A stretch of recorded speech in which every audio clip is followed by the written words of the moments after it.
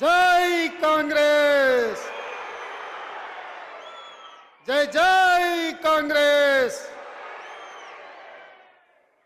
మిత్రులారా, 4 కోట్ల తెలంగాణ ప్రజలకు 15 ఆగస్టు స్వాతంత్ర దినోత్సవ శుభాకాంక్షలు. ఈరోజు ఖమ్మం జిల్లా వైరా శాసనసభ నియోజకవర్గంలో మీ స్థానిక శాసనసభ్యులు, మీ అభిమాన నాయకుడు రామదాస్ అధ్యక్షతన ఖమ్మం జిల్లా అభివృద్ధి కార్యక్రమంతో పాటు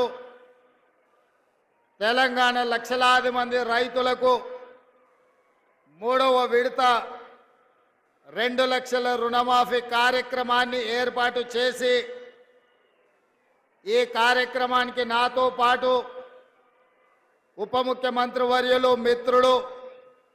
బట్టి విక్రమార్క గారిని, అదేవిధంగా సాగునీటి పారుదల శాఖ మాత్యులు పెద్దలు ఉత్తమ్ కుమార్ రెడ్డి గారిని, అదేవిధంగా ఖమ్మం జిల్లా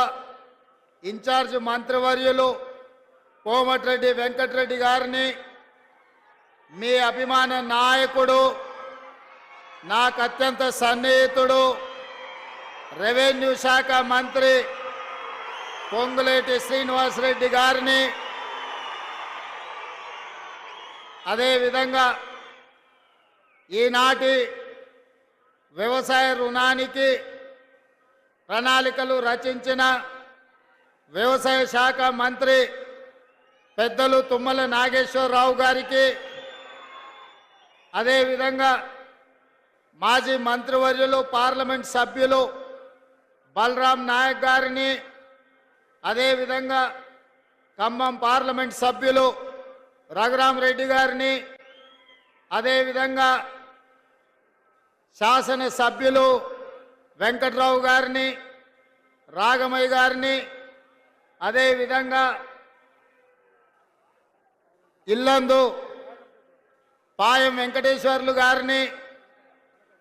అదేవిధంగా కోరం కనకయ్య గారిని, ఇతర శాసనసభ్యులను, రాష్ట్ర స్థాయి కాంగ్రెస్ పార్టీ నాయకులను, ఖమ్మం ఉమ్మడి జిల్లా కాంగ్రెస్ పార్టీ నాయకులను, మండల స్థాయి నాయకులను, గ్రామ కమిటీ మండల కమిటీ అధ్యక్షులను, ప్రాణ సమానులైన వేలాది మంది కాంగ్రెస్ పార్టీ కార్యకర్తల్ని ఈ ఆత్మీయ సమ్మేళనానికి ఆహ్వానించి, ఈ ఖమ్మం గడ్డ కాంగ్రెస్కు అడ్డా అని నిరూపించినందుకు మీకందరికీ మనస్ఫూర్తిగా ధన్యవాదాలు తెలియజేస్తున్న మిత్రులారా, ఈనాడు కాంగ్రెస్ పార్టీ 140 కోట్ల ప్రజలకు ఈ స్వతంత్రాన్ని సాధించి స్వేచ్ఛా వాయువులు పీల్చుకునే విధంగా వాళ్ళ యొక్క జీవితం వాళ్ళ అభిప్రాయం మేరకు జీవించే విధంగా ఈ దేశ ప్రజలకు స్వతంత్రాన్ని ప్రసాదించిన పార్టీ మన కాంగ్రెస్ పార్టీ. ఆ స్వతంత్రం స్ఫూర్తిగా ఈనాడు కాంగ్రెస్ పార్టీ మే 6, 2022 నాడు వరంగల్ గడ్డ మీద రైతు సంఘర్షణ సమితి ఏర్పాటు చేసి రైతు డిక్లరేషన్లో తెలంగాణ రాష్ట్ర రైతాంగానికి 2 లక్షల వరకు రైతు రుణమాఫీ చేస్తామని చెప్పి మన అభిమాన నాయకుడు శ్రీ రాహుల్ గాంధీ గారు ఇచ్చిన మాటకు తెలంగాణకు వచ్చి మనకు ఇచ్చిన గ్యారంటీకి కట్టుబడి 8 నెలలు తిరగకంటే ముందే తెలంగాణ రాష్ట్రంలో ఉన్న లక్షలాది మంది రైతాంగానికి 2 లక్షల రూపాయల రుణమాఫీ 31,000 కోట్ల రూపాయలను వారికి రుణ విముక్తులను చేసి బ్యాంకుల నుంచి వాళ్లకు స్వేచ్ఛను ప్రసాదించి నా తెలంగాణ రైతాంగం ఈనాడు తెలంగాణ రాష్ట్రంలో రుణ విముక్తులై స్వేచ్ఛా వాయువులు పీల్చుకునే విధంగా ఈనాడు కాంగ్రెస్ పార్టీ నిర్ణయం తీసుకున్నది. మిత్రులారా, ఆనాడు పార్లమెంట్ ఎన్నికల సందర్భంగా ఖమ్మం జిల్లాకు వచ్చినప్పుడు ఇదే గడ్డ మీద నుంచి ఆనాడు మీకు ఒక మాట చెప్పిన, రాబోయే పార్లమెంట్ ఎన్నికల్లో ఖమ్మం నుంచి రఘురామిరెడ్డిని, మహబూబాబాద్ నుంచి బలరాం నాయకును అత్యధికంగా మీరు గెలిపించండి, అత్యధిక మెజారిటీ ఇచ్చి వాళ్ళిద్దరిని పార్లమెంటుకు పంపించండి. భద్రాద్రి రామచంద్రుడు సాక్షిగా 15 ఆగస్టు లోపల తెలంగాణ రైతాంగానికి 2 లక్షల రూపాయల రుణమాఫీ చేస్తానే ఈ ఖమ్మం గడ్డ మీద నుంచే తెలంగాణ రైతాంగానికి ఆనాడు మాట ఇవ్వడం జరిగింది. కాంగ్రెస్ పార్టీ శ్రీమతి సోనియా గాంధీ గారి నాయకత్వంలో, మల్లికార్జున్ ఖర్గే గారి నేతృత్వంలో 2004 సంవత్సరం శ్రీమతి సోనియా గాంధీ గారు కరీంనగర్ జిల్లాలో తెలంగాణ రాష్ట్రం ఇస్తా అని ఆనాడు మాట ఇచ్చింది. సోనియా గాంధీ గారు మాట ఇచ్చిందంటే అది శిలా శాసనమే, సువర్ణాక్షరాలతో లిఖించదగిన మాట.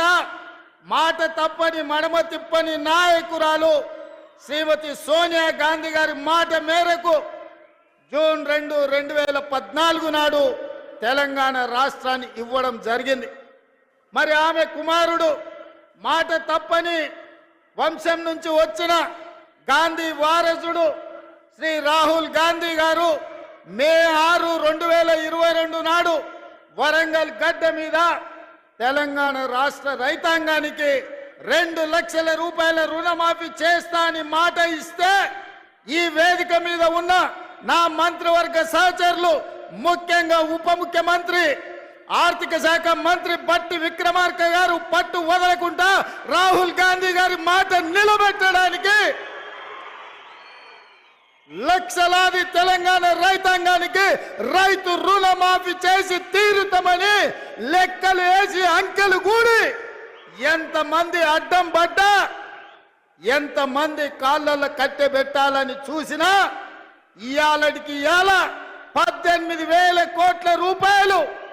ఇయాల రైతుల ఖాతాలో మనం వెయ్యడం జరుగుతుంది. మిత్రులారా, జూలై 18న మొదలు పెడితే ఇయాల 15 ఆగస్టు, సరిగ్గా 27 రోజుల్లో 18,000 కోట్ల రూపాయలు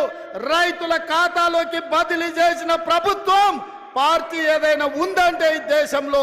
అది కాంగ్రెస్ పార్టీ, తెలంగాణ ప్రభుత్వం అని నేను చెప్పదలుచుకున్నా.